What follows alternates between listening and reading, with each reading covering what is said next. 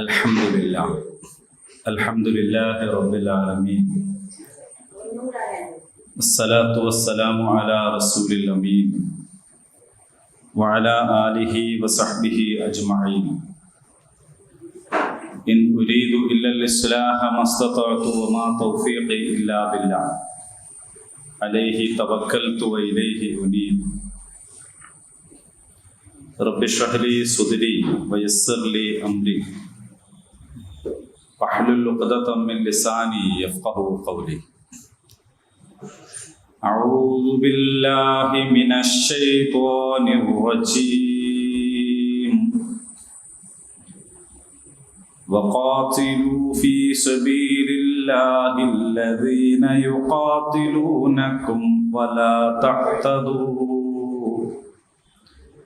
ഇന്നല്ലാഹ ലാ യുഹിബ്ബുൽ മുഅ്തദീൻ. സദഖല്ലാഹുൽ അദീം. സൂറത്തുൽ ബഖറ 190-ാമത്തെ ആയത്ത്, 189 കൂടിയ ആയത്തുകൾ നമ്മൾ പഠിച്ചു കഴിഞ്ഞു. ഇനി അടുത്തതിലേക്ക് പ്രവേശിക്കുകയാണ് ഇൻഷാ അല്ലാഹ്. അള്ളാഹു ഉപകാരപ്രദമായ വിജ്ഞാനം നമുക്ക് വർദ്ധിപ്പിച്ചു തരുമാറാകട്ടെ.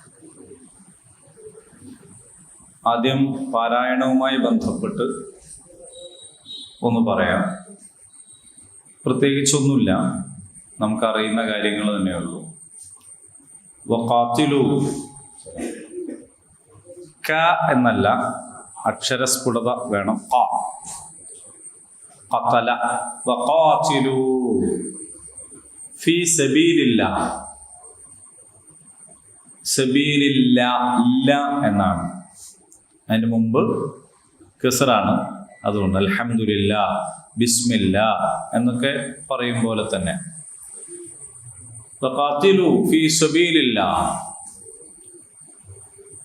അവിടെ ആ കാര്യം ശ്രദ്ധിച്ചാൽ മതി. അല്ലദീന, അല്ലദീന, അല്ലദീന എന്നല്ല, അല്ലദീന.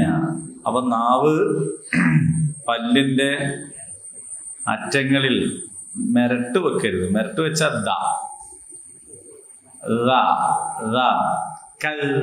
പറയൂ. യുകദ്ദിബു, കദ്ദബ യുകദ്ദിബു. അല്ലദീന യുഖാതിലൂനകും, യുഖാതിലൂനകും വലാ തഅ്തദു, വലാ തഅ്തദു. അപ്പൊ ത എന്നല്ല, ഐന, തഅ്തദു എന്ന് പറയേണ്ട ആവശ്യമില്ല. തഅ്തദു. പിന്നെ ഇന്നല്ലാഹ, ഇന്ന നൂനിന് ശബ്ദ വന്നാൽ മണിച്ചു പറയണം.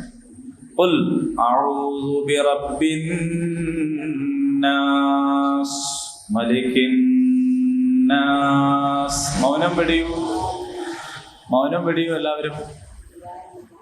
ഖുൽ അഊദു ബിറബ്ബിൻ നാസ് മലിക്കിൻ നാസ് ഇലാഹിൻ നാസ് മിൻ ശർരിൽ വസ്വാസിൽ ഖന്നാസ്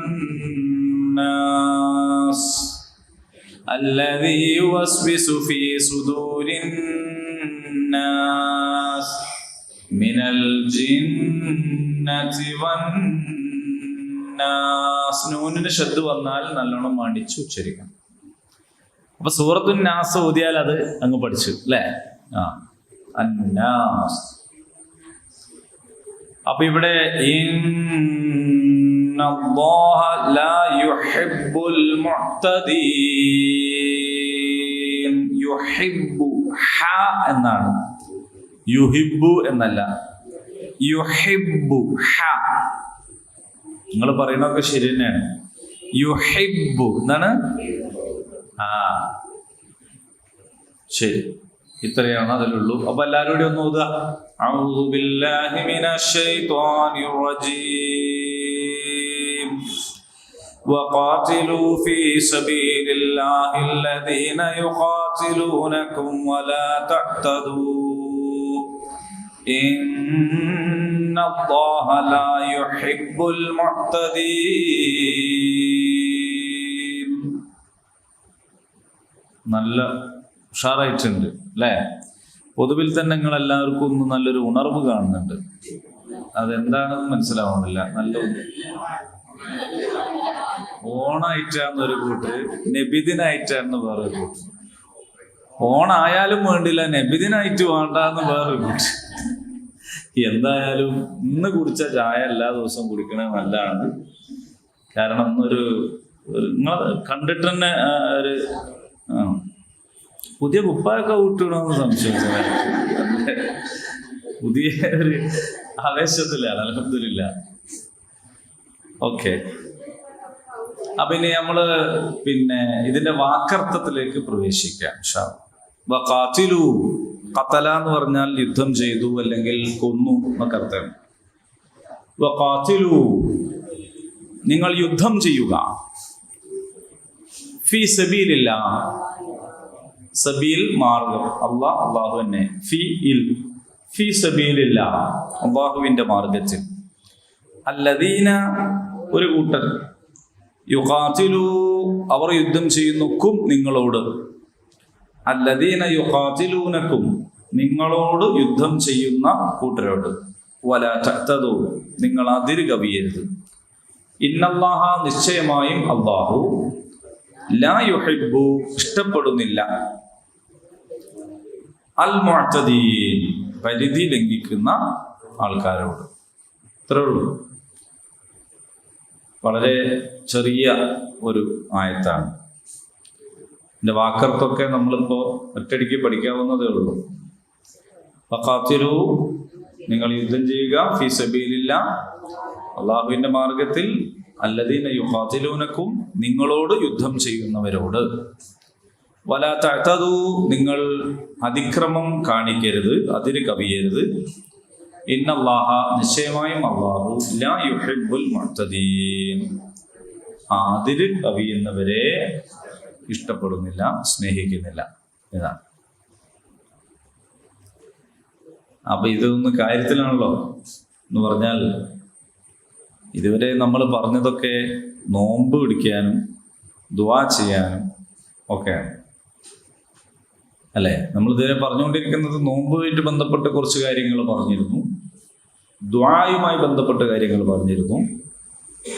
പിന്നെ ഹജ്ജിനെ കുറിച്ച് യസ്അലൂനക അനിൽ അഹില്ല എന്ന് പറഞ്ഞിരുന്നു. വിശുദ്ധമായ മാസങ്ങൾ, പവിത്ര മാസങ്ങൾ ഏതൊക്കെയാണത്? പവിത്ര മാസങ്ങൾ ഏതൊക്കെയാണ്? നമ്മൾ പഠിച്ചതാണ്. പറയൂ. റജബ്, ദുൽഖഅദ്, ദുൽഹജ്ജ്, മുഹറം, 4 മാസങ്ങളാണ്. റജബ്, ദുൽഖഅദ്, ദുൽഹജ്ജ്, മുഹറം, 4 മാസം.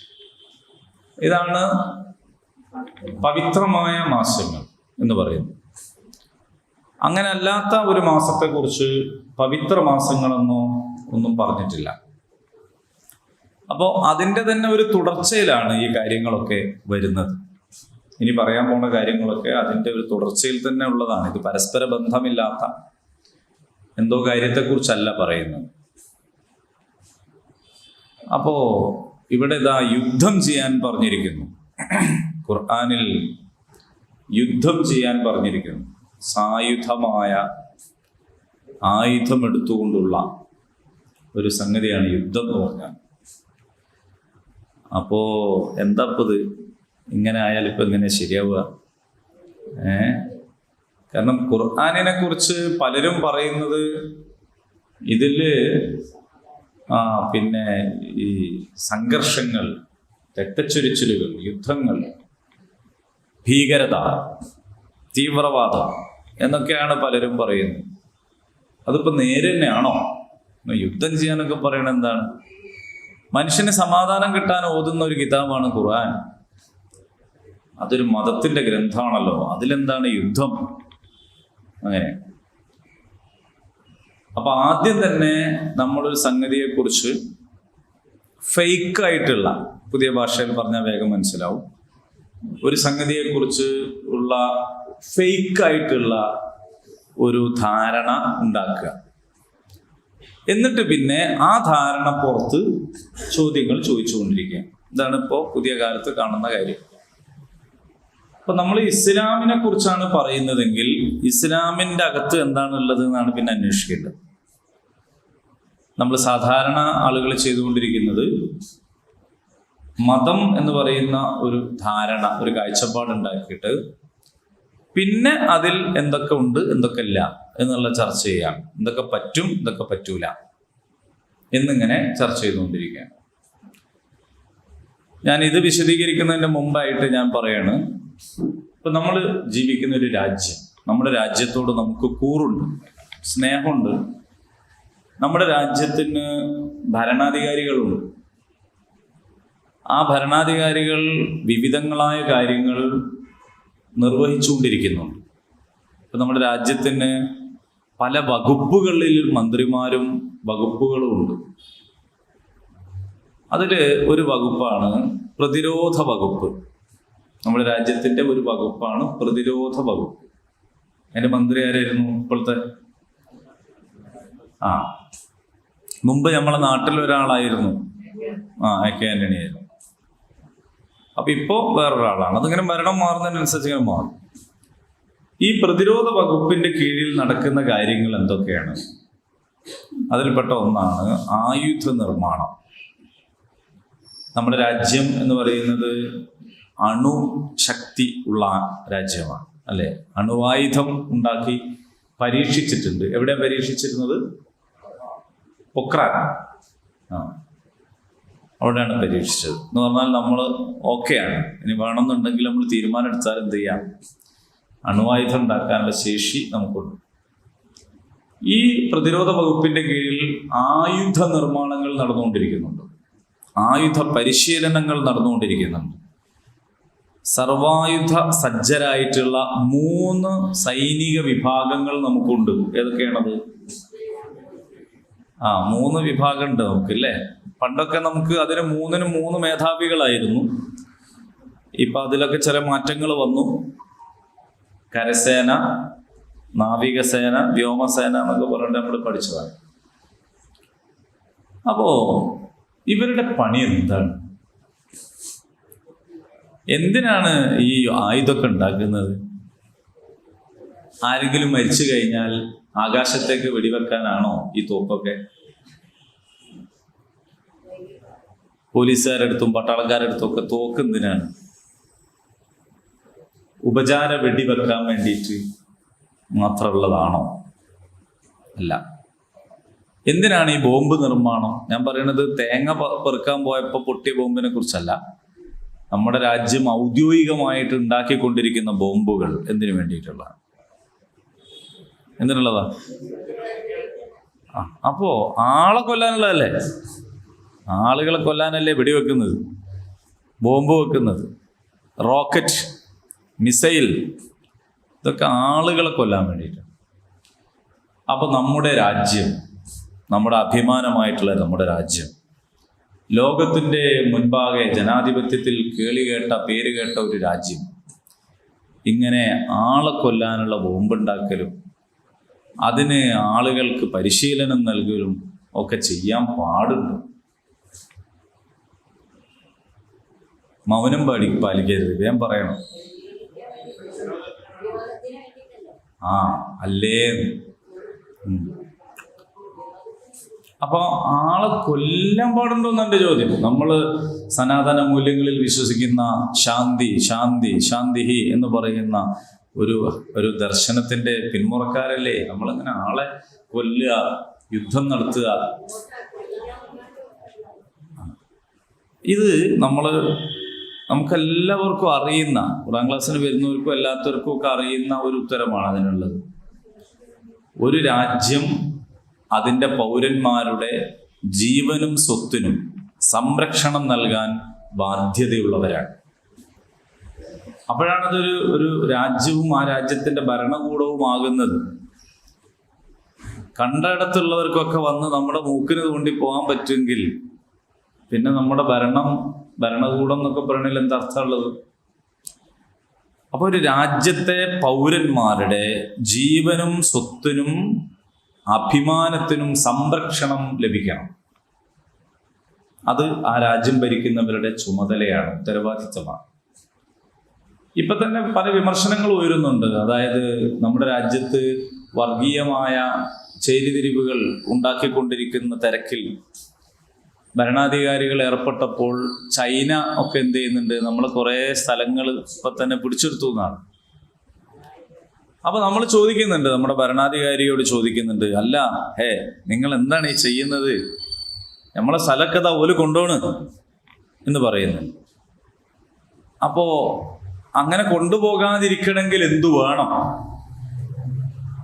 അങ്ങനെ കൊണ്ടുപോകാതിരിക്കണമെങ്കിൽ എന്തു വേണം? നമ്മൾ നിരാഹാരം നടത്തിയാൽ മതിയാവോ? നമ്മൾ ഉപവാസം നടത്തിയാൽ, നമ്മൾ ഗാന്ധിജി അതല്ലേ പഠിപ്പിച്ചത്, നിരാഹാരം ഇരിക്കുക എന്ന് മതിയാവോ? പാകിസ്ഥാൻ ഇതാ അപ്പുറത്തുനിന്ന് തക്കം കിട്ടിയാൽ ഇങ്ങോട്ട് കയറാനും നമ്മളെ കാശ്മീരൊക്കെ പിടിച്ചെടുക്കാനും വേണ്ടിയിട്ട് ശ്രമിക്കുന്നു. ഒരു കവിളത്തടി കിട്ടിയാൽ മറു കവിൾ കാണിച്ചു കൊടുക്കുന്ന ആ പ്രശാന്ത സുന്ദരമായ ഒരു വർത്താനം പറഞ്ഞു നിന്നാല് നമ്മളെ കാശ്മീർ നമ്മളെടുത്തുണ്ടാവോ? ഉണ്ടാവില്ല. അപ്പൊ ഒരു രാജ്യത്തെ പൗരന്മാരുടെ ജീവനും സ്വത്തിനും സംരക്ഷണം നൽകുക എന്നത് ആ രാജ്യം ഭരിക്കുന്നവരുടെ ചുമതലയാണ്, ഉത്തരവാദിത്വമാണ്. അത് നിർവഹിക്കുന്നതല്ല കുഴപ്പം, അത് നിർവഹിക്കാതിരിക്കുന്നതാണ് കുഴപ്പം. ഒരു രാജ്യത്തെ പൗരന്റെ ജീവനും സ്വത്തിനും അഭിമാനത്തിനും സംരക്ഷണം നൽകാൻ ഒരു ഭരണകൂടത്തിന് കഴിയുന്നില്ല എങ്കിൽ അതൊരു പ്രാപ്തിയുള്ള ഭരണകൂടമല്ല എന്ന് മനസ്സിലായിക്കൊള്ളണം. ഇത്രത്തോളം നിങ്ങൾ സമ്മതിച്ചോ? ഇതിനപ്പുറമൊന്നും പരിശുദ്ധ ദീനുൽ ഇസ്ലാമിലോ ഖുർആനിലോ യുദ്ധത്തെക്കുറിച്ച് പറഞ്ഞിട്ടില്ല. പരിശുദ്ധ ദീനുൽ ഇസ്ലാമിൽ നമ്മൾ ഈ എല്ലാവരും ഒറ്റ ശ്വാസത്തിൽ അംഗീകരിച്ച ഈ ഒരു തത്വത്തിന്റെ അപ്പുറത്തേക്ക് ദീനുൽ ഇസ്ലാമിൽ ഒന്നും പറഞ്ഞിട്ടില്ല. അപ്പൊ ഖുർആൻ എന്ന് പറയുന്നത് ഒരു മതഗ്രന്ഥമാകുന്നു എന്ന് തെറ്റിദ്ധരിച്ചതിൽ നിന്നാണ് ഇതിലെന്താണ് നിങ്ങൾ യുദ്ധത്തിനെ പറ്റി പറയുന്നത് എന്ന് ചോദിക്കുന്നത്. നിങ്ങളൊരു മനസ്സമാധാനത്തിന് വേണ്ടി ഞാൻ ആ വാക്കൊന്ന് തിരുത്തി പറയാം. നിങ്ങളെ മനസ്സമാധാനത്തിനാണ്. ഖുർആൻ ഒരു വെറും മതഗ്രന്ഥമാണ് എന്ന് തെറ്റിദ്ധരിച്ചെടുത്തു നിന്നാണ് ഈ ചോദ്യം. ഈ വെറും കൂട്ടാതെ തന്നെ എനിക്ക് മനസ്സമാധാനമുണ്ട്, പക്ഷെ നിങ്ങൾക്കൊരു മനസ്സമാധാനം കിട്ടിക്കോട്ടെ വിചാരിച്ചിട്ട് ഞാൻ വെറും എന്ന് പറഞ്ഞതാണ്. അപ്പോ നമ്മൾ വിചാരിക്കുക ഒരു മതഗ്രന്ഥമാണെങ്കിൽ അതിലുണ്ടാകേണ്ടത് സ്നേഹത്തെക്കുറിച്ചാണ്, കാരുണ്യത്തെക്കുറിച്ചാണ്, വിട്ടുവീഴ്ചയെക്കുറിച്ചാണ്, ശാന്തിയെക്കുറിച്ചാണ് എന്നാണ്. അപ്പൊ അവിടെ വഖാതിലു, നിങ്ങൾ യുദ്ധം ചെയ്യൂ എന്ന് പറഞ്ഞാൽ, ഇനിയിപ്പോ ഇതിന്റെ ശേഷം വേറെയും വരുന്നുണ്ട്, കുത്തിബ അലൈക്കുമുൽ ഖിതാൽ, നിങ്ങൾക്ക് നിർബന്ധാക്കിയിരിക്കുന്നു എന്ന് പറയുന്നത് വേറെ വരാനുണ്ട്. അവിടെ നമുക്കത് വിശദീകരിക്കാം ഇൻഷാ അല്ലാഹ്. അപ്പൊ പരിശുദ്ധ ദീനുൽ ഇസ്ലാം ആരാധനയാണ്, അനുഷ്ഠാനമാണ്, മതമാണ് എന്നതുപോലെ പ്രതിരോധമാണ്, ഭരണകൂടമാണ്, ജീവിത സംസ്കാരമാണ്. അപ്പോൾ ഓരോന്നിനും ഓരോ സമയമുണ്ട്. ഇപ്പൊ കുത്തിബ അലൈക്കും സിയാം എന്ന് പറഞ്ഞാൽ നോമ്പ് നിർബന്ധാക്കി എന്ന് പറഞ്ഞാൽ റബീഉൽ അവ്വൽ നിർബന്ധാക്കി എന്നല്ല. നോമ്പ് നിർബന്ധമാക്കിയത് എപ്പോഴാണ്? അതിന്റെ സമയത്താണ്. അഖീമുസ്സലാ, നിങ്ങൾ നിസ്കരിക്കണം, അത് നിർബന്ധമാണ്. എപ്പോ നിസ്കരിക്കേണ്ടത്? അതിനൊരു സമയമുണ്ട്, അപ്പൊ നിസ്കരിക്കണം. വആതു സക്കാ, സക്കാത്ത് കൊടുക്കണം എന്ന് പറഞ്ഞാൽ എന്താ കൊടുക്കേണ്ടത്? അതിന്നതെന്ന് പറഞ്ഞിട്ടുണ്ട്, അത് കൊടുക്കണം. ഇതുപോലെ വഖാതിലു, നിങ്ങൾ യുദ്ധം ചെയ്യണം എന്ന് പറഞ്ഞാൽ എപ്പാ ചെയ്യേണ്ടത്? ഇഷ്ടമുള്ളപ്പൊക്കെ ചെയ്യാന്നല്ല, അതിന്റെ സമയമുണ്ട്, അപ്പൊ ചെയ്യണം. അപ്പോ അനന്തരാവകാശ നിയമം ഇസ്ലാമിലുള്ളതാണ്. അപ്പൊ അതെങ്ങനെ ചെയ്യേണ്ടത്? ആർക്കാ കൊടുക്കേണ്ടത്? അത് ഓരോരുത്തരും ചെയ്യേണ്ടതുണ്ട്. വിവാഹം ചെയ്യണം, ആരാണ് ചെയ്യേണ്ടത്? മുൻകൈ എടുക്കേണ്ടത്? അൻകിഹുൽ അയാമാ മിൻകും, ഖുർആൻ പറയുന്നുണ്ട്, നിങ്ങൾ കല്യാണം കഴിപ്പിച്ചു കൊടുക്കണം എന്നാണ്. എന്ന് പറഞ്ഞാൽ രണ്ട് വ്യക്തികൾ പോയിട്ട് ആരും അറിയാണ്ട് ചെയ്യേണ്ട ഒരു കാര്യമല്ല ഇസ്ലാമിലെ വിവാഹം എന്ന് പറയുന്നത്. അപ്പോ കെട്ടിച്ചു കൊടുക്കുക എന്നാണ്. അപ്പൊ ഇങ്ങനെ ഓരോന്നിനും അതാതിൻ്റെതായ സമയമുണ്ട്, സാഹചര്യമുണ്ട്, സന്ദർഭമുണ്ട്, രൂപമുണ്ട്, വിശദീകരണമുണ്ട്.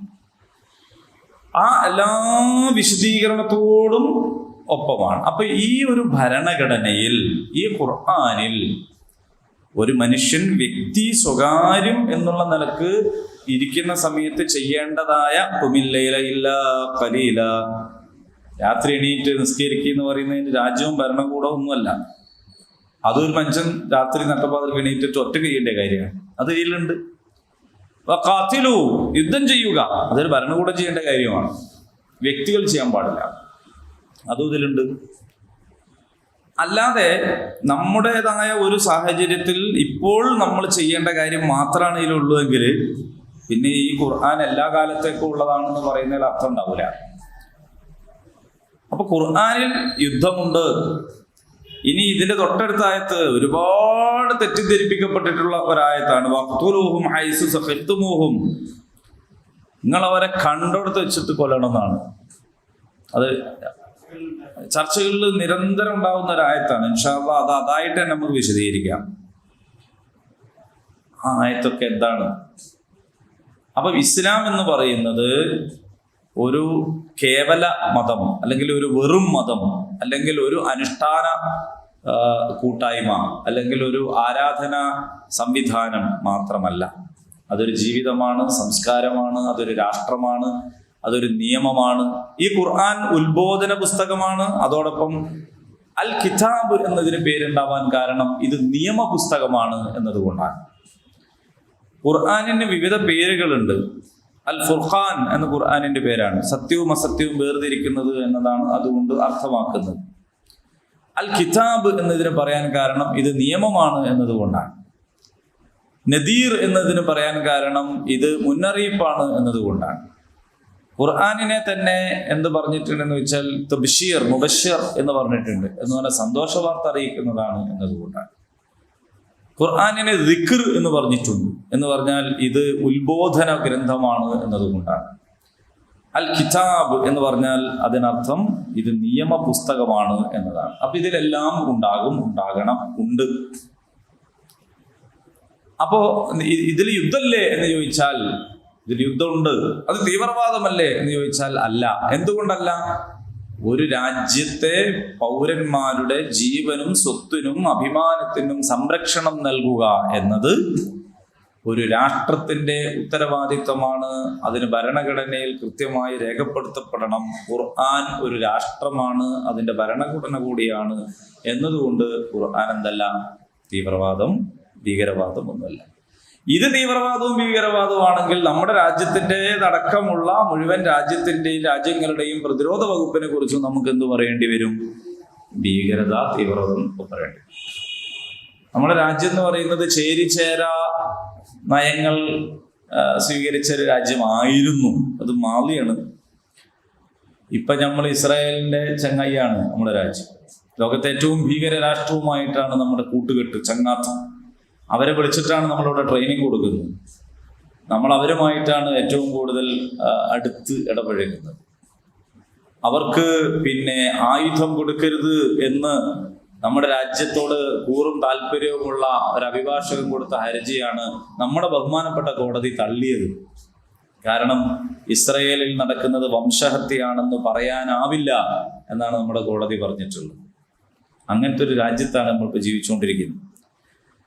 അപ്പൊ അതുകൊണ്ട് എല്ലാ രാജ്യങ്ങളിലും ഉള്ള പ്രതിരോധ വകുപ്പ് സ്വാഭാവികമാണ്, ആവശ്യമാണ്.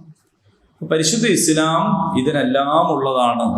എല്ലാറ്റിലും ഉട്ടോപ്യൻ ചിന്താഗതിയോ സ്വപ്നലോകമോ അല്ല, പ്രാവർത്തികമായി കാണിച്ചു തന്നിട്ടുള്ളതാണ്. ഇതൊക്കെ പ്രവർത്തിച്ചിട്ടുണ്ട്. അതാണ് വഖാതിലു, നിങ്ങൾ യുദ്ധം ചെയ്യുക. പക്ഷേ ഈ ഒരു ആയത്ത് ഇറങ്ങുന്ന ഒരു പശ്ചാത്തലം എന്താണെന്ന് ചോദിച്ചാൽ, നേരത്തെ ഹജ്ജിനെ കുറിച്ചാണ് പറഞ്ഞത്. മദീനയിൽ നിന്ന് മക്കയിലേക്ക് ദീർഘ ദിവസങ്ങൾ എടുത്തിട്ട് യാത്ര ചെയ്യണം. അവിടങ്ങളിൽ പട്ടാളങ്ങളൊന്നും വിന്യസിച്ചിട്ടില്ല. അപ്പോ മദീന എന്ന ഇസ്ലാമിക രാഷ്ട്രത്തെ മുളയിലേ നുള്ളിക്കളയാൻ ആഗ്രഹിക്കുന്ന ഒരു കൂട്ടരാണ് മക്കത്തുള്ളത്. അതുപോലെ അതിനു വേണ്ടി എല്ലാ പണി എടുത്തുകൊണ്ടിരിക്കുകയാണ്. ആദ്യം അത് ഉണ്ടാവുന്നതിന് തന്നെ അവര് വലിയ തടസ്സങ്ങൾ സൃഷ്ടിക്കാൻ ശ്രമിച്ചു. പക്ഷെ അതിനെ മറികടന്നു, ഹിജറ ഉണ്ടായി. സൗറൊക്കെ അങ്ങനെയാണ്. സൗറിന്റെ കഥയൊക്കെ അതാണ്.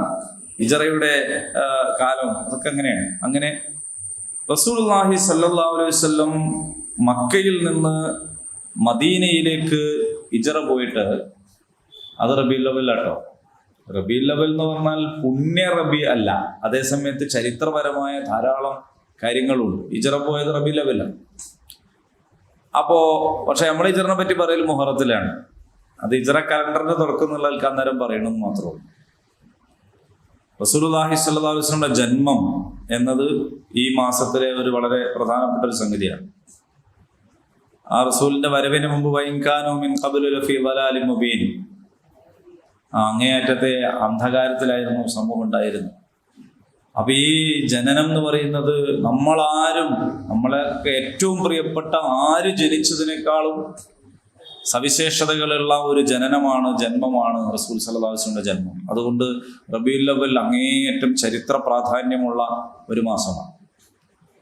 അതുപോലെ മുസ്ലിങ്ങളുടെ മാത്രമല്ല, ലോകത്തിന്റെ തന്നെ ഗതിവിഗതികളെ മാറ്റിമറിച്ചിട്ടുള്ള ഒരു മഹാസംഭവമാണ് ഹിജറ. അത് നടന്നത് റബീഉൽ അവ്വലിലാണ്. അതുകൊണ്ടും ഈ മാസം ചരിത്രപരമായി പ്രാധാന്യമുള്ളതാണ്. അതേസമയത്ത് പവിത്രമാക്കപ്പെട്ട മാസങ്ങളിൽ ഈ മാസത്തിന്റെ പേര് വന്നിട്ടില്ല. പുണ്യമാക്കപ്പെട്ട ഒരു സംഗതി എന്ന നിലക്കും ഈ മാസത്തെക്കുറിച്ച് പറയാവതല്ല. കാരണം പുണ്യം എന്താണെന്നുള്ളത് വേറെ പഠിപ്പിച്ചെന്ന കാര്യമാണ് എന്നതുകൊണ്ടാണ്.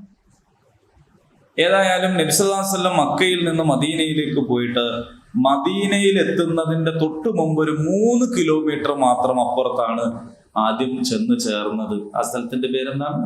ഖുബ. ഇങ്ങനെ നോക്കിയാൽ കാണുന്ന സ്ഥലമാണ് ഖുബായിൽ നിന്ന് മസ്ജിദ് നബവി നിൽക്കുന്ന സ്ഥലത്തേക്ക് നോക്കിയാൽ കാണുന്ന സ്ഥലം. ഇപ്പൊ ബിൽഡിംഗ് ഒക്കെ ഉള്ളതുകൊണ്ട് അങ്ങനെ കാണൂല. പക്ഷെ എന്നാലും അന്നത്തെ ഒരു കാലത്ത് എന്തായാലും ബിൽഡിംഗ് ഒന്നും ഉണ്ടാവില്ല. പക്ഷെ തിങ്കളാഴ്ച എത്തിയ റസൂൽ സല്ലല്ലാഹു അലൈഹി വസല്ലം ഖുബായിൽ താമസിച്ചിട്ട് വെള്ളിയാഴ്ചയാണ് പോണത്. മക്കത്ത് നിന്ന് ഇത്രയേറെ പ്രതിസന്ധി നിറഞ്ഞ ഒരു ദുർഘടമായ യാത്ര ചെയ്തിട്ട് വന്നിട്ട് തിങ്കളാഴ്ച അവിടെ എത്തിയാല് കുറച്ചു നേരം കൂടി നടന്നാൽ അവിടെ എത്തൂ, മസ്ജിദ് നബവിയിലെത്തു, അല്ലെങ്കിൽ മസ്ജിദ് നബവി ഉണ്ടാക്കിയ സ്ഥലത്തെത്തു. അതാണല്ലോ ഫിനിഷിംഗ് പോയിന്റ്. ഇല്ല, ആ സ്ഥലമാണല്ലോ ഫിനിഷിംഗ് പോയിന്റ്. ആ സ്ഥലത്ത് എത്താൻ ഇനി വെറും 3 കിലോമീറ്ററേ ഉള്ളൂ എന്നിരിക്കെ നബി സല്ലല്ലാഹു അലൈഹി വസല്ലം 3 ദിവസം ഖുബായിൽ താമസിച്ചു. അവിടെ ഒരു പള്ളി ഉണ്ടാക്കി അവിടെ താമസിച്ചു. വെള്ളിയാഴ്ച രാവിലെയാണ് അവിടെ നിന്നും വീണ്ടും യാത്ര പുനരാരംഭിക്കുന്നത്. എന്തിനു വേണ്ടിയായിരുന്നു എന്ന് ചോദിച്ചാൽ, അന്ന് യസ്രിബിലുണ്ടായിരുന്ന എല്ലാ വിഭാഗം ആളുകളെയും അവരുടെ പ്രതിനിധികളുമായിട്ടും ചർച്ച നടത്തി വരാൻ പോകുന്ന ഒരു രാജ്യത്തിന്റെ വളരെ കൃത്യമായിട്ടുള്ള ഒരു ഘടന അവിടുന്ന് കണ്ടു. ന്യൂനപക്ഷമായ മുസ്ലിം സമൂഹം 1500 ആളുകളുള്ളൂ. മുസ്ലിങ്ങൾ മൊത്തം മദീനയിൽ താമസിക്കുന്നവരും ഹിജറ പോയവരും ഇനിയിപ്പോ സമീപത്ത് വരാനുള്ളവരും ഒക്കെ കൂടിയിട്ട് അതേ ഉള്ളൂ. 10,000 ആളുകൾ താമസിക്കുന്ന സ്ഥലമാണ് മദീന എന്ന് പറയുന്നത്. അന്നത്തെ ജനസംഖ്യ, അവിടുത്തെ പോപ്പുലേഷൻ. ഈ 10,000-ൽ ആകെ 1500 ആണെന്നുള്ളൂ ലാ ഇലാഹ ഇല്ലല്ലാഹ് പറയണവരുള്ളൂ. ബാക്കിയുള്ളവരെല്ലാവരും ശിർക്ക് ചെയ്യുന്ന ആൾക്കാരാണ്. അത് ജൂതന്മാര്, ക്രൈസ്തവര്, വഹദേ വിശ്വാസികൾ, മജൂസികൾ, ഇങ്ങനെ പല ടീമുണ്ട്. പക്ഷെ അവരൊക്കെ ആയിട്ട് ചർച്ച നടത്തി. എന്നിട്ട് ആഭ്യന്തരം, വിദേശനയം പോലുള്ള കാര്യങ്ങളിലൊക്കെ ഒരു ഏകരൂപം ഉണ്ടാക്കി. അതേസമയത്ത് പേഴ്സണൽ ലോസ് ഓരോ സമൂഹത്തിനും വേറിട്ട് കൊടുത്തു. ജൂതന്മാർക്ക് അവരുടെ നിയമം, ക്രിസ്ത്യാനികൾക്ക് അവരുടെ നിയമം. ഈ പേഴ്സണൽ ലോ എന്നൊക്കെ പറയുന്നത് ആധുനിക കാലത്ത് നമുക്കാരോ തന്ന എന്തൊരു ഔദാര്യമൊന്നുമല്ല. നബി സല്ലല്ലാഹു അലൈഹി വസല്ലം അതൊക്കെ അവിടെ കാണിച്ചു കൊടുക്കുക. ജൂതന്മാർക്ക് അവരുടെ കോടതി ഉണ്ടായിരുന്നു, ക്രിസ്ത്യാനികൾക്ക് അവരുടെ കോടതി ഉണ്ടായിരുന്നു.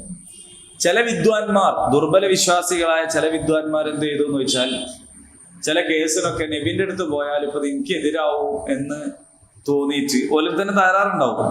ഒരു ജൂത കോടതിയിൽ പോയിരുന്നു അങ്ങനെ സെറ്റാക്കി കിട്ടാൻ വേണ്ടിയിട്ട്. അതിനെ നിഷേധിക്കുകയും കൈകാര്യം ചെയ്യുകയും ചെയ്തിട്ടുണ്ട് ഇസ്ലാം. നിങ്ങൾ ഒന്നുകിൽ എന്ത് ചെയ്യണം, ആ പേഴ്സണൽ ലോ അംഗീകരിക്കണം, അല്ലെ ഈദ് അംഗീകരിക്കണം. അപ്പൊ വ്യക്തി നിയമം എന്ന് പറയുന്നത് ഓരോ വിഭാഗക്കാർക്കും ഓരോന്നായിട്ട് വേറിട്ട് കൊടുക്കും.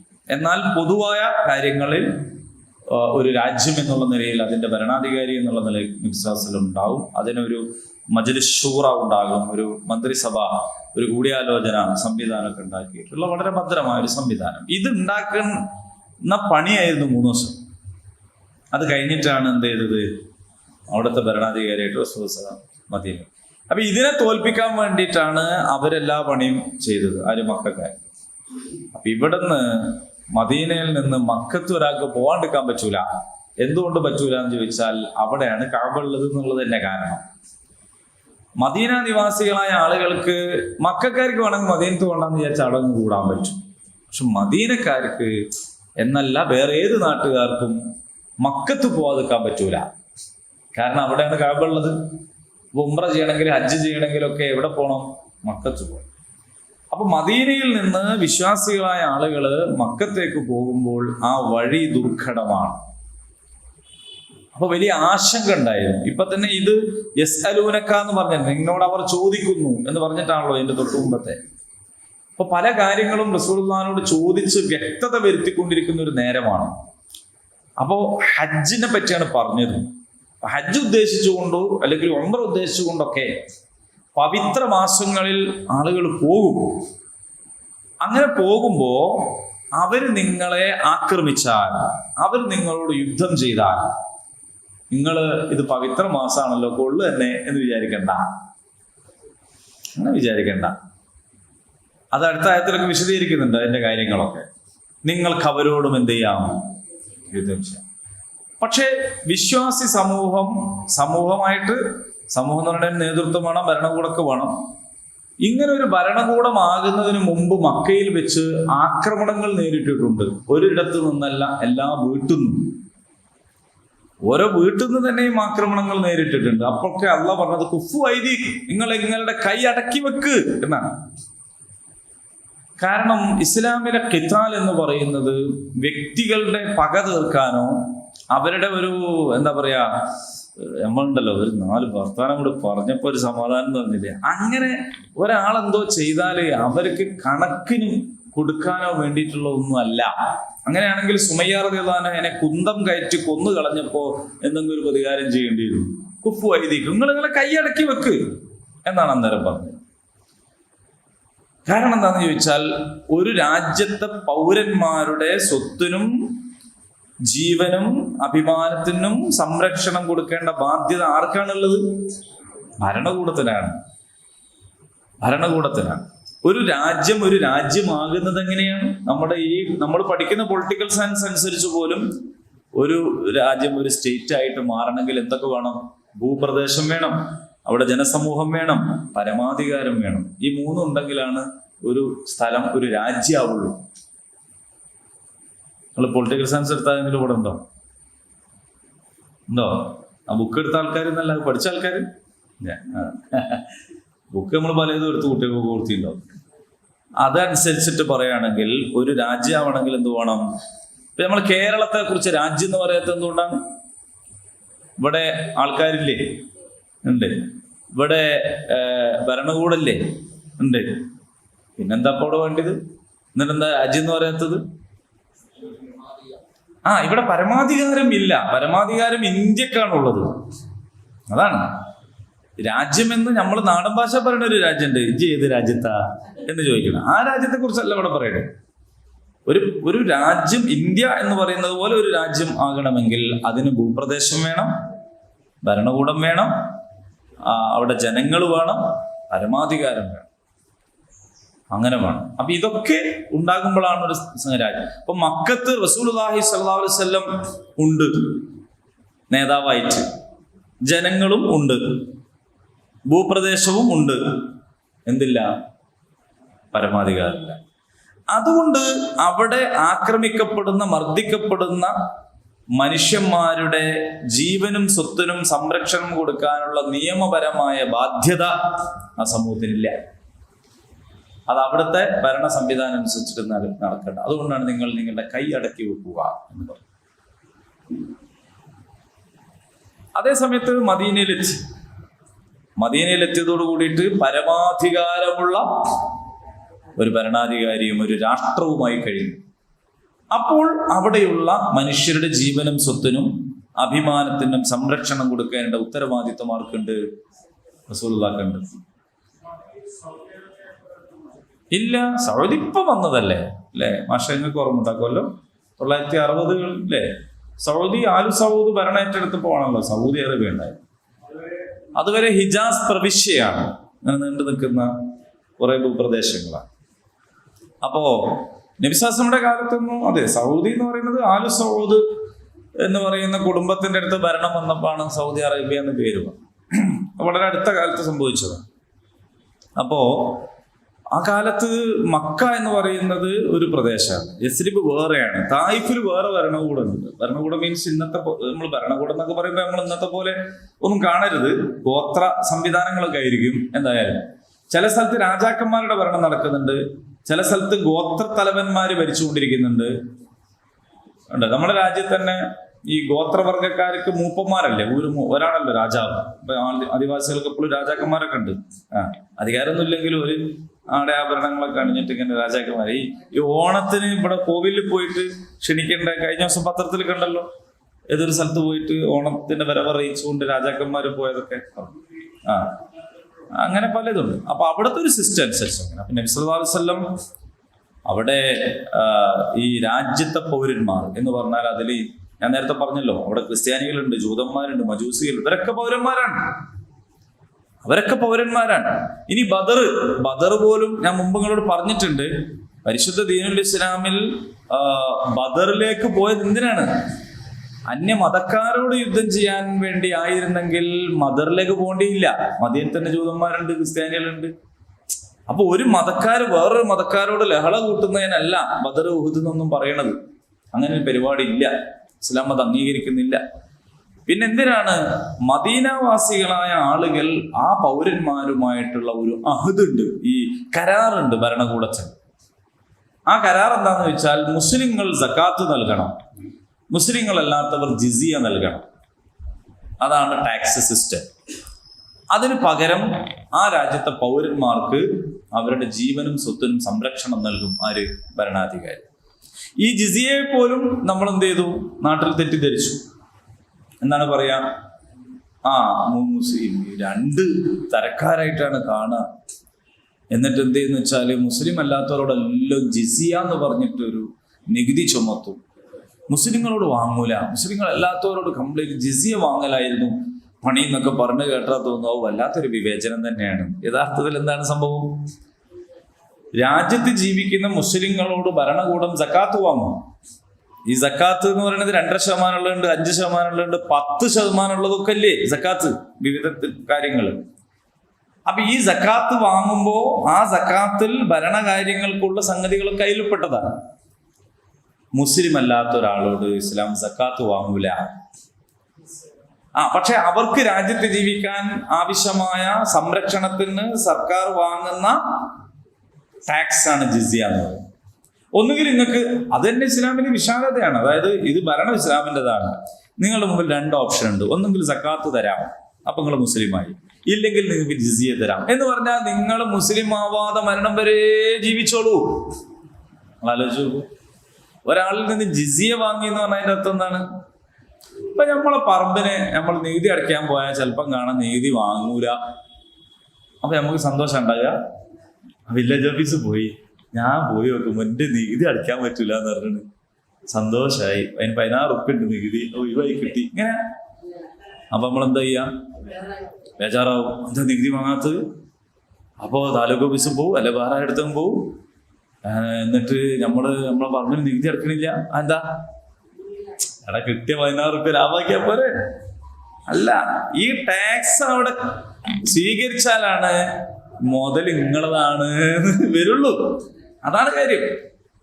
പണ്ടൊക്കെ ഒരുപാട് ഹെക്ടർ കണക്കിന് ഭൂമി ഉണ്ടായിരുന്ന പല ആൾക്കാരും നികുതി അടയ്ക്കാൻ കഴിയാത്തതുകൊണ്ട് ഭൂമി വെറുതെ കൊടുത്ത കഥയൊക്കെ പറയണ കേൾക്കലുണ്ട്. അപ്പോ ടാക്സ് വാങ്ങുമ്പോഴാണ് അവരെന്താകുന്നത്? അംഗീകരിക്കുന്നത്. ഇതാണ് സംഭവം. ഒന്നുകിൽ സക്കാത്ത് വാങ്ങുന്നു, അപ്പൊ നിങ്ങൾ മുസ്ലിമായിട്ട് ആ രാജ്യത്ത് ജീവിക്കാൻ അംഗീകരിക്കുന്നു. അല്ലെങ്കിൽ ജിസിയ വാങ്ങുന്നു എന്ന് പറഞ്ഞാൽ മുസ്ലിം ആവാൻ മനസ്സില്ലാത്ത ആളുകൾക്ക് ഇസ്ലാമിക രാജ്യത്ത് അവരുടെ ജീവിതം, അവരുടെ അസ്തിത്വം, അവരുടെ സ്വാതന്ത്ര്യം, അവരുടെ ജീവനും സ്വത്തിനുള്ള സംരക്ഷണം ഒക്കെ ഏറ്റു. അതാണ് ജിസിയ. അപ്പൊ അവരോട് നികുതി സ്വീകരിച്ചു, ടാക്സ് സ്വീകരിച്ചു. നമ്മളിപ്പോ സൗദി അറേബ്യയിൽ പോയിട്ട് അവിടുത്തെ ഭൂമി നമുക്ക് സ്വന്താക്കാൻ. അപ്പോൾ എന്തുകൊണ്ട് കഴിയാത്തതെന്ന് വെച്ചാൽ ഫ്രീ സോണുകളുണ്ട്. അതല്ലാത്ത സ്ഥലത്ത് പറ്റാത്ത എന്തുകൊണ്ടാണെന്ന് ചോദിച്ചാൽ നമ്മളെ രാജ്യത്തുള്ളവരല്ല, പക്ഷെ നമുക്ക് ഇവിടെ വാങ്ങാൻ പറ്റും. അപ്പൊ ഇതാണ് അതിന്റെ കാര്യം. അപ്പോൾ റസൂൽ സല്ലല്ലാഹു അലൈഹി വസല്ലം അപ്പൊ അതുപോലും തെറ്റിദ്ധരിച്ചു എന്നുള്ളതാണ്, തെറ്റിദ്ധരിപ്പിച്ചു, ഇതൊക്കെ ബോധപൂർവം ചെയ്യുന്നതാണ്. അപ്പൊ അവിടെ പൗരന്മാരുടെ ജീവനും സ്വത്തിനും അഭിമാനത്തിനും സംരക്ഷണം നൽകാൻ വേണ്ടിയിട്ട് നടത്തിയിട്ടുള്ള നീക്കമാണ് ബദർ. അത് തന്നെയാണ് ഉഹുദ്. 3 കാര്യമാണ് ഇസ്ലാമിലെ ഖിതാലിന് ഉണ്ടാവുക. 3 കാര്യം. ഞാനിങ്ങനെ വേം പറഞ്ഞുകൊണ്ട് നിങ്ങൾ സ്കിപ്പ് ചെയ്യണ്ട കേട്ടോ, മനസ്സിലാക്കിക്കോ. 3 കാര്യം. 1, ആ രാജ്യത്തെ പൗരന്മാരുടെ ഈ പറഞ്ഞുകൊണ്ടിരിക്കണ ജീവനും സ്വത്തിനും സംരക്ഷണം, അതിനു വേണ്ടിയിട്ടാണ് ഖിതാൽ. 1. 2, മർദ്ദിക്കപ്പെടുന്ന ഏതെങ്കിലും ഒരു ജനവിഭാഗം സഹായം ആവശ്യപ്പെട്ടാൽ അവർ ഏത് തരക്കാരോ വിഭാഗക്കാരോ ആയിക്കൊള്ളട്ടെ, അവർക്ക് അഭയം നൽകാൻ വേണ്ടിയിട്ടുള്ള യുദ്ധം. 2. 3-മത്തത് എന്താണ്? 1 ജീവനും സ്വത്തിനും, 2 മർദ്ദിക്കപ്പെടുന്ന ഇവ, 3-മത്തത് സ്വാതന്ത്ര്യം നിഷേധിക്കപ്പെടുന്ന ജനസമൂഹത്തോടുള്ള എന്ന് പറഞ്ഞാൽ ഒരു നാട്ടിൽ ഇപ്പൊ നബി സല്ലല്ലാഹു അലൈഹി വസല്ലം തന്നെ ചെയ്തത് എന്താണ്? മദീനയിൽ ജൂതരായിരിക്കാൻ താല്പര്യമുള്ളവർക്ക് ജൂതനാവാം, മുസ്ലിമാവാം, അല്ലെ, ക്രിസ്ത്യാനി ആവാം, ഒന്നുമില്ലാത്തവൻ ഒന്നുമില്ലാണ്ട് ജീവിക്കാം. ഇതിനുള്ള സ്വാതന്ത്ര്യം നിഷേധിച്ചാൽ ആ സ്വാതന്ത്ര്യം നിഷേധിക്കുന്നവരോട് എന്ത് ചെയ്യും? നീതി കാണിക്കാൻ വേണ്ടി, നീതി സ്ഥാപിക്കാൻ വേണ്ടി എത്തിച്ചു. അപ്പോൾ ഒരാൾക്ക് ഞാൻ മുസ്ലിം അല്ല എന്ന് പറയാനുള്ള സ്വാതന്ത്ര്യം ഇല്ലെങ്കിൽ ആ സ്വാതന്ത്ര്യം വാങ്ങിക്കൊടുക്കാൻ വേണ്ടിയിട്ട്, കാരണം അത് അവന് അള്ളാഹു കൊടുത്ത സ്വാതന്ത്ര്യമാണ്.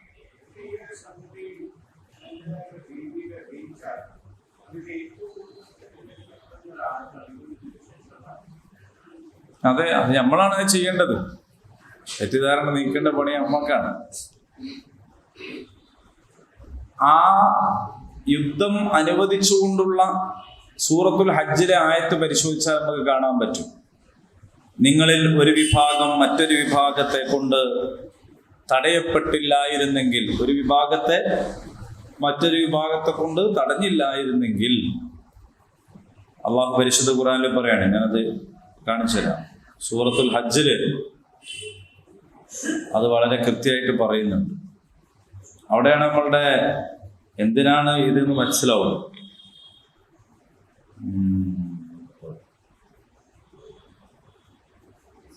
ഓക്കെ,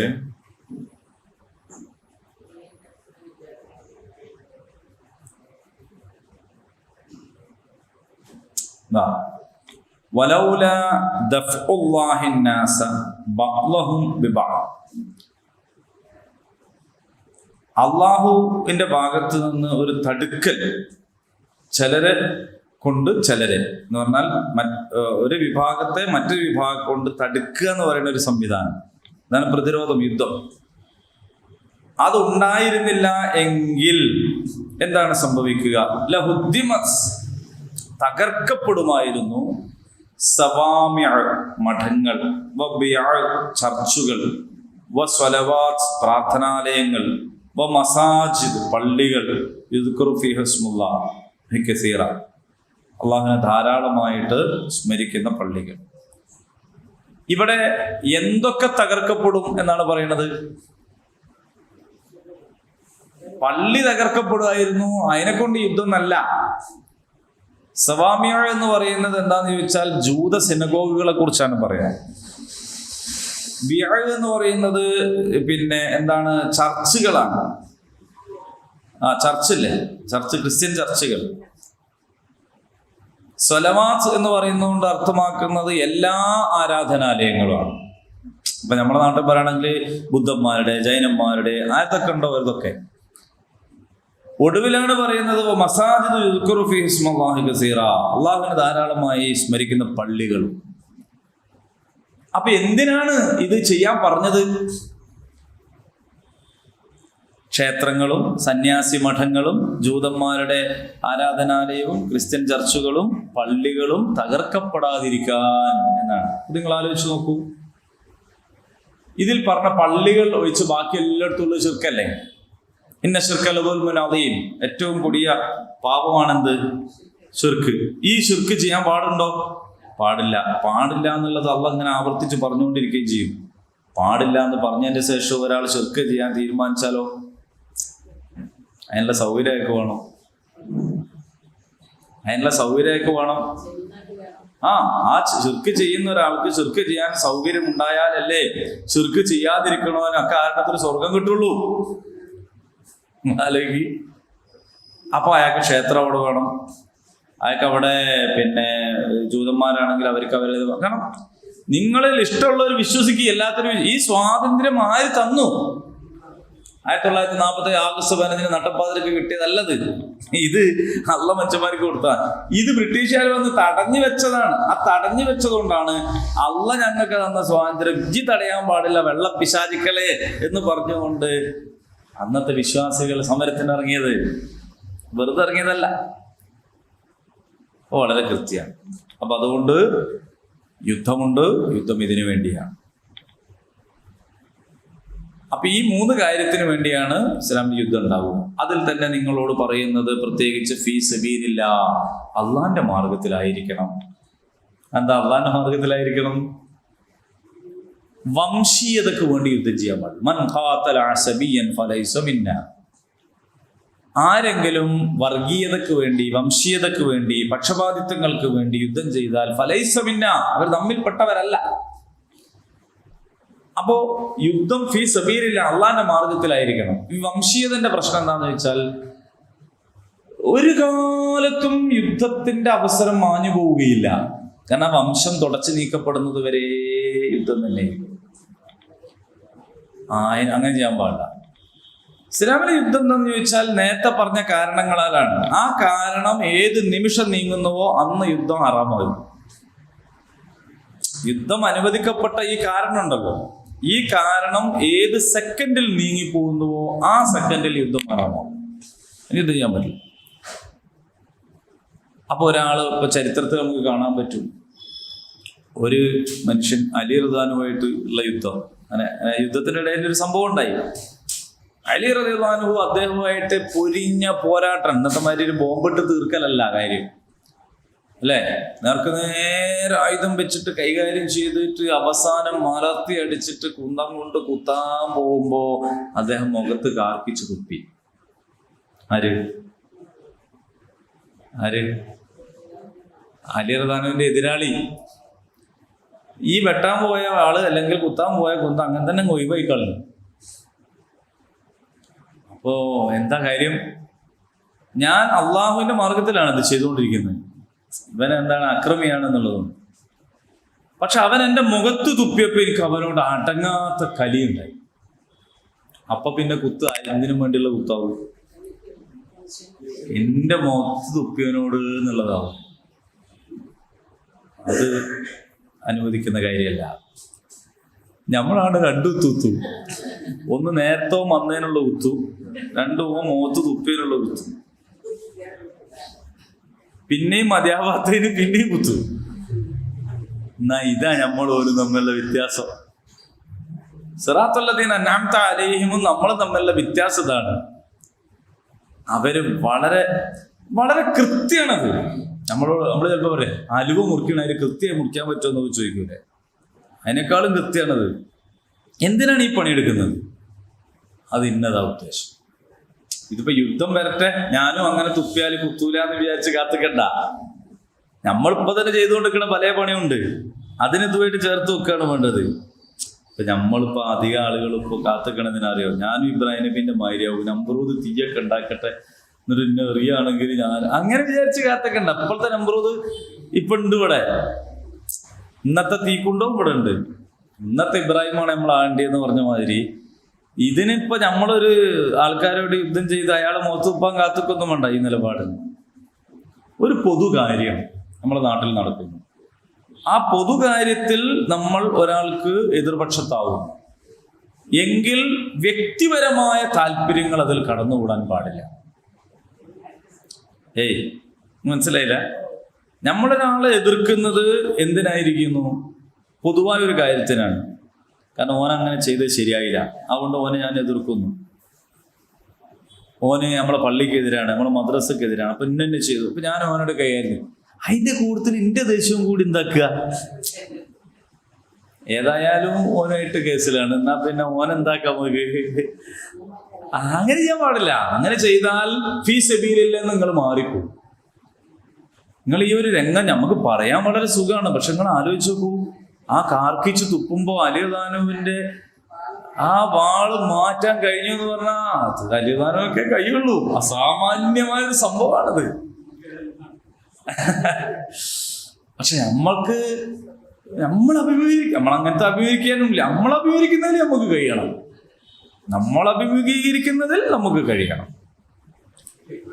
അപ്പൊ ഒരാളോട് നമ്മൾ ഞാൻ പറയണത് എന്താ അറിയോ, നമ്മൾക്ക് വ്യക്തിവിരോധമുള്ള ഒരാളെ അത് പറയാണ്ടുണ്ട് നമ്മൾ എന്ത് ചെയ്യല്, ബാക്കി മൊത്തം എല്ലാം കൂടി പറഞ്ഞ് പൊതിഞ്ഞിട്ട് അയാളെ കൊണ്ട് പൈശാചികവൽക്കരിച്ച് ഓനെക്കാട്ടും വലിയ ചെയ്യുന്ന നമ്മളുണ്ടാവും. പക്ഷെ ഓൻ നമ്മളെ ക്ലോസ് ഫ്രണ്ട് ആയിരിക്കും, അതുകൊണ്ട് നമ്മളത് അറിയില്ല. അങ്ങനെ ചെയ്യാൻ പാടില്ല.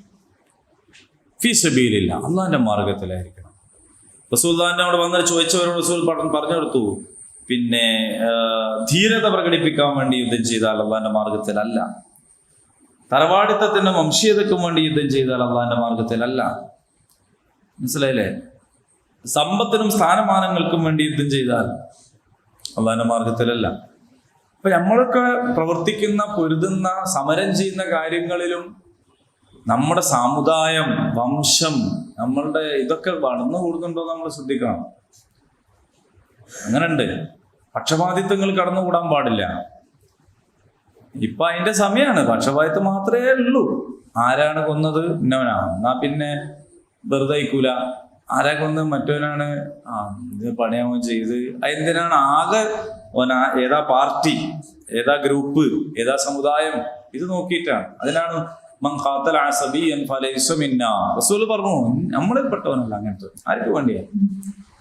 അതുകൊണ്ട് നിങ്ങൾ ഫീ സബീലിൽ അള്ളാന്റെ മാർഗത്തിലായിരിക്കണം. ഉടനെ തന്നെ പറയാണ്, എന്താ പറഞ്ഞത്, യുഖാതിലൂനക്കും, നിങ്ങളോട് യുദ്ധത്തിന് വരുന്ന ആൾക്കാരോടാണ്. അല്ലാണ്ട് എവിടെയോ ഇരിക്കുന്ന ഒരു കൂട്ടര് അവര് ശിർക്ക് ചെയ്യുന്നു എന്നുള്ളത് കൊണ്ട് അവരുടെ അടുത്തേക്ക് നിങ്ങൾ പാഞ്ഞു മുക്കിട്ട് കയറാൻ പോകണ്ട. അല്ലെങ്കിൽ അവരെന്തെങ്കിലും ചെയ്തു, അത് നിങ്ങൾ നോക്കേണ്ട കാര്യം. നിങ്ങളോട് ആയുധമെടുത്തവരോടാണ് നിങ്ങൾ യുദ്ധം ചെയ്യേണ്ടത്. അതന്നെ നിങ്ങൾ എന്ന് പറഞ്ഞാൽ നമ്മളെല്ലാവരോടും അല്ല ഈ പറയണത്. നമ്മൾ ഈ രാജ്യവുമായിട്ടുള്ള നമ്മുടെ ബന്ധം എന്താണ്? ഈ രാജ്യവുമായി നമ്മുടെ ബന്ധം, ഈ രാജ്യം എന്താണ്? ദാറുൽ അഹദാണ്. നമ്മളുമായ ഒരു കരാറിലുള്ള ഒരു രാജ്യമാണ്. ഈ രാജ്യത്തിന്റെ ഭരണഘടന നമ്മുടെ ജീവനും സ്വത്തിനും സംരക്ഷണം തരാമെന്ന് നമ്മളോട് വാക്ക് പറഞ്ഞു. അത് ചെയ്യുന്നുണ്ടോ ഇല്ല എന്നുള്ളത് വേറെ കേസാണ്. അത് ചെയ്യുന്നില്ലെങ്കിൽ ചെയ്യിക്കുന്ന അവസ്ഥയിലേക്ക് അവരെ കൊണ്ടെത്തിക്കേണ്ട പണി നമ്മളുടെ ബാധ്യതയാണ്. അത് വേറെ കാര്യം. അത് ഇസ്ലാമികമായ ഒരു ബാധ്യതയാണ് നമ്മളുടെ. ഈ രാജ്യം നമുക്ക് തന്ന ഒരു കരാറാണ്. നമ്മൾ ടാക്സ് കൊടുക്കുന്നു. നമ്മുടെ രാജ്യം നമ്മുടെ ജീവനും സ്വത്തിനും അഭിമാനത്തിനും സംരക്ഷണം തരും. അതുകൊണ്ടാണ് മാനനഷ്ടത്തിനൊക്കെ കേസ് കൊടുക്കുന്നത്. അതാണ്. പിന്നെ അവിടെ വിവേചനം കാണിക്കുന്നുണ്ടെങ്കിൽ, ഭരണകൂടം ഭരണഘടനയെ അനുസരിക്കുന്നില്ലെങ്കിൽ അവരെ തിരുത്താൻ നമ്മൾ ശ്രമിക്കണം. അങ്ങനെയുള്ള ഒരു ശ്രമത്തിന്റെ ഫലം അനുഭവിച്ചു നിൽക്കുന്നവരാണ് ഇപ്പൊ നമ്മൾ ഈ ലോക്സഭാ തെരഞ്ഞെടുപ്പിന് ശേഷം. ഈ ലോക്സഭാ തെരഞ്ഞെടുപ്പിന് ശേഷമെങ്കിലും നമുക്കുള്ള വലിയൊരു സന്തോഷം എന്താണെന്ന് വെച്ചാൽ, പ്രത്യേകിച്ച് ഉത്തരേന്ത്യയിലൊക്കെ ഉള്ള വോട്ട് ഭിന്നിക്കുന്നതിനെതിരായി നമ്മുടെ നേതാക്കന്മാർ നടത്തിയിട്ടുള്ള പരിശ്രമത്തിന് ഫലമുണ്ടായി എന്നതാണ്. അങ്ങനെ ഫലം ഉണ്ടായതുകൊണ്ട് ഫാസിസ്റ്റുകൾക്ക് 400 സീറ്റും ഭരണഘടന തിരുത്തലെന്നൊക്കെ പറഞ്ഞ ആൾക്കാർക്ക് എന്തായിപ്പോയി, നമ്മൾ കത്തി ഉണ്ടല്ലോ വെട്ടുമ്പോ കല്ലിനുണ്ടാല് എന്തായിപ്പോ മൂർച്ചങ്ങ് പോയി പോവില്ലേ, അതിന്റെ മൊനൊടിഞ്ഞു പോകും. ഇതേമാതിരി ഇവന്മാരുടെ ഒരു മൊനൊടിഞ്ഞു പോയത് എന്തുകൊണ്ടാന്ന് വെച്ചാല് ഇതാണ് സംഭവം. അങ്ങനെ പണിയെടുക്കണം നമ്മൾ. അങ്ങനെ പണിയെടുത്തു കഴിഞ്ഞാൽ ഈ ദാറുൽ അഹദിലേക്ക്, പൂർണ്ണതയിലേക്ക് നമുക്ക് എത്താൻ പറ്റും. ദാറുൽ ഹർബ് എന്ന് പറഞ്ഞൊരു സംഭവം വേറുണ്ട്.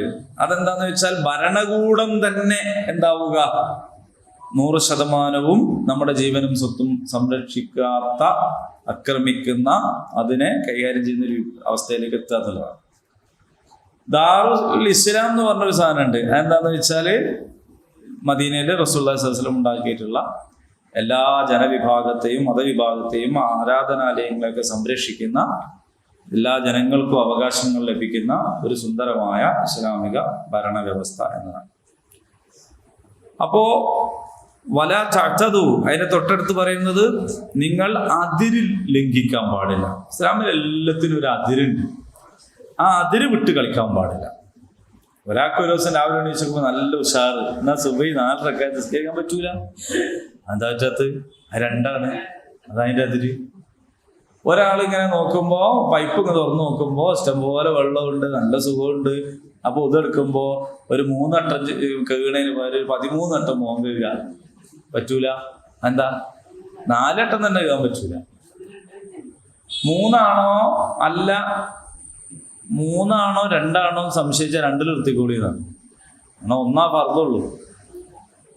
അന്ന് പറഞ്ഞാല് അതിര് ലംഘിക്കാൻ പാടില്ല, അതിര് കവിയാൻ പാടില്ല, ഒരു കാര്യത്തിലും അതിര് കവിയാൻ പാടില്ല. അതുകൊണ്ടാണ് നമ്മൾ പറഞ്ഞത് പുണ്യ റബീഉ എന്നൊന്നും പറയരുത്. കാരണം പുണ്യം കിട്ടുന്ന ഒരുപാട് കാര്യം റസൂലുള്ളാഹി വേറെ പഠിപ്പിച്ചു തന്നിട്ടുണ്ട്. റബീഉ പുണ്യം കിട്ടുന്ന സംഗതിയായിട്ട് പഠിപ്പിച്ചിട്ടില്ല. അപ്പൊ എല്ലാം പഠിപ്പിച്ചാണ് ചെയ്യേണ്ടത്. യുദ്ധത്തിലും പല നിയമങ്ങളുണ്ട്. അതിൽപ്പെട്ട അതിൽപ്പെട്ട ഒന്നാണ് വൃദ്ധരെ കൊല്ലരുത്. യുദ്ധത്തിന് വാളെടുത്ത് വന്ന വൃദ്ധന്റെ കാര്യമല്ല പറയുന്നത്. ഇവിടെ യുദ്ധമൊക്കെ നടക്കുമ്പോൾ ഏതൊരു വയസ്സനാളോട് അയാളെ ഒരു കൊല്ലരുത്. സ്ത്രീകളെ കൊല്ലരുത്. സ്ത്രീകൾ എന്ന് പറയാൻ എന്തോ ഒരു ആവേശം, എന്തെല്ലാം ആനുകൂല്യമാണ് ഈ പെണ്ണുങ്ങൾക്ക് കിട്ടുന്നത്. നിങ്ങൾ ആലോചിച്ച് നോക്കി, ഇവിടെ വളരെ സംഭവബഹുലമായ യുദ്ധം നടക്കുന്ന പെണ്ണുങ്ങൾ പാവമായിട്ട് നിങ്ങളെ കൊല്ലണ്ട. അതങ്ങനെ. പിന്നെ കുട്ടികളെ കൊല്ലാൻ പാടില്ല. പിന്നെ മരങ്ങൾ വെട്ടി നശിപ്പിക്കാൻ പാടില്ല. ഭക്ഷണത്തിന് വേണ്ടി അല്ലാതെ മൃഗങ്ങളെ കൊല്ലാൻ പാടില്ല. നിരായുധര്, അതായത് യുദ്ധത്തിന് ഒരുങ്ങി വന്ന് ആയുധം ധരിച്ചവരല്ലാതെ ഏതോ ഒരു സാധു ഇങ്ങനെ, നമ്മളീ പോലീസുകാരൊക്കെ ലാത്തിച്ചാർജ് ചെയ്യില്ലേ, എല്ലാവരും അടിക്കുക. കൂടുതൽ ഇങ്ങനെ വെറുതെ പോണവനെയും പോയിട്ട് നടപ്പുറത്ത് തല്ലുന്ന ഒരു രീതി. അപ്പോ നിരായുധരെ ഒന്നും ചെയ്യും. അതേപോലെ കുടിവെള്ള സംഭരണികൾ എന്താക്കാൻ പാടില്ല, വൃത്തികേടാക്കാൻ പാടില്ല, നശിപ്പിക്കാൻ പാടില്ല. ഫലവൃക്ഷങ്ങളെ നശിപ്പിക്കാൻ പാടില്ല. ഇങ്ങനെ കുറെ സംഗതി ഉണ്ട്. അല്ലാണ്ട് തോന്നിയ മാതിരി അടിച്ച് കൈകാര്യം ചെയ്യുന്ന പരിപാടിയല്ല. പല തഅ്തദു, നിങ്ങൾ അതിര് ലംഘിക്കരുത്. ഇന്നല്ലാഹ, നിശ്ചയമായും അല്ലാഹു, ലാ യുഹിബ്ബുൽ മുഅ്തദീൻ. അപ്പൊ ഇതെല്ലാം ചേർത്ത് വെക്കുന്നത് അള്ളാന്റെ ഹുബ്ബുമായിട്ടാണ്. മനസ്സിലായോ? അള്ളാഹുവിന് ഇഷ്ടം ഉണ്ടാവൂല. അപ്പൊ നമ്മൾ ഈ പണിയെല്ലാം എടുക്കണതിന് വേണ്ടിയിട്ടാണ്, അള്ളാഹുവിന് ഇഷ്ടം ഉണ്ടാവാൻ വേണ്ടിയിട്ടാണ്. അല്ലാണ്ട് നമ്മളെ ശുചായിത്തരം കാണിക്കാനോ ഞാനാണ് മികച്ചതെന്ന് പറയാനോ ഒന്നുമല്ല. 2 നിലയ്ക്ക് ആളെ കൊല്ലാൻ ഇസ്ലാം അനുവദിക്കുന്നുള്ളൂ. ഒന്ന് ഖിതാലാണ്, മറ്റൊന്ന് ഖിസാസാണ്. ഖിതാൽ എന്ന് പറഞ്ഞാൽ യുദ്ധമാണ്. ഖിസാസ് എന്ന് പറഞ്ഞാൽ കോടതിയുടെ പ്രതിക്രിയ, കോടതി നടത്തുന്ന പ്രതിക്രിയ. ഇത് രണ്ടും വ്യവസ്ഥാപിതമായ ഭരണകൂടം ചെയ്യേണ്ട കാര്യമാണ്. ഇത് മനുഷ്യന്മാർ കയ്യിലെടുക്കാൻ പാടുള്ള കാര്യമല്ല. മനുഷ്യന്മാർ കയ്യിലെടുക്കും. ഈ ആയത്ത് വളരെയധികം തെറ്റിദ്ധരിപ്പിക്കപ്പെടുന്നുണ്ട്, ഒരുപാട് ദുർവ്യാഖ്യാനം ചെയ്യുന്നുണ്ട്. വളരെ ന്യൂനപക്ഷം മനുഷ്യന്മാര് ഈ ആയത്ത് വെച്ചിട്ട് വേണ്ടാധീനങ്ങൾ ചെയ്യാനും പറയുന്നുണ്ട്. അതും നമ്മൾ മനസ്സിലാക്കേണ്ടത്. ഇങ്ങനെ പറഞ്ഞില്ലേ ഖുർആനിൽ മഹാത്തിലും ഒന്നുള്ളി അങ്ങനെ ഒന്നുള്ളി ഒന്നും പറഞ്ഞിട്ടില്ല. അത് നിങ്ങൾ കൈയടക്കിയൊക്കെ കൈയടക്കിയൊക്കെയാണ് അങ്ങനെ. അപ്പൊ അള്ളാഹുവിന്റെ മാർഗത്തിലാവണം. അതിൻ്റെതായ രീതിയുണ്ട്, അതിന്റെ സംഭവമുണ്ട്, സ്വഭാവം. കുത്തിബ അലൈക്കും സിയാം എന്ന് പറഞ്ഞാൽ നിങ്ങൾ നോമ്പോറ്റോളി പറഞ്ഞാല് സഫറിലും റബീഉൽ അവ്വലിലും ഒക്കെ നോമ്പോറ്റോളിയതല്ല, റമദാനിലും ഒറ്റോളിയതാണ്. ആത്തു സക്കാത്ത് എന്ന് പറഞ്ഞാൽ എന്താ കൊടുക്കേണ്ടതെന്ന് കൃത്യമാണ് അല്ലെ. ഹജ്ജ് ചെയ്യാൻ പറഞ്ഞിട്ടുണ്ടെങ്കിൽ അവിടുത്തെ ഒഴിവാക്കിയിട്ട് പോകാനല്ല, അത് ഹജ്ജിന് തന്നെ ചെയ്യേണ്ടതാണ്. അപ്പൊ ഇതുപോലെ ഖാത്തിലു എന്ന് പറഞ്ഞാൽ നമുക്കൊക്കെ തോന്നിയ മാതിരി എന്നല്ല, അതിൻ്റെതായ സമയം, സന്ദർഭം, രൂപം, രീതി ഉണ്ട്. അതും കൂടി ഉള്ളതാണ് ദീനുൽ ഇസ്ലാം. ദീനുൽ ഇസ്ലാം എന്നത് ഞാൻ നേരത്തെ പറഞ്ഞതുപോലെ ഒരു കേവല മതമല്ല എന്നതുകൊണ്ടാണ് ഇത്തരം നിയമങ്ങളും കൂടി ഇതിലുണ്ടാകുന്നത്. അല്ലാഹു തആല ഉപകാരപ്രദമായ വിജ്ഞാനത്തെ നമുക്ക് വർദ്ധിപ്പിച്ചെരുമാറാകട്ടെ. അല്ലാഹുമ്മ റബ്ബന ആതിനാ ഫിദ്ദുനിയ ഹസന വഫിൽ ആഖിറതി ഹസനത വഖിനാ അദാബന്നാർ. ആമീൻ. അൽഹംദുലില്ലാഹി റബ്ബിൽ ആലമീൻ. അസ്സലാമു അലൈക്കും വറഹ്മത്തുള്ളാഹി വബറകാതുഹു.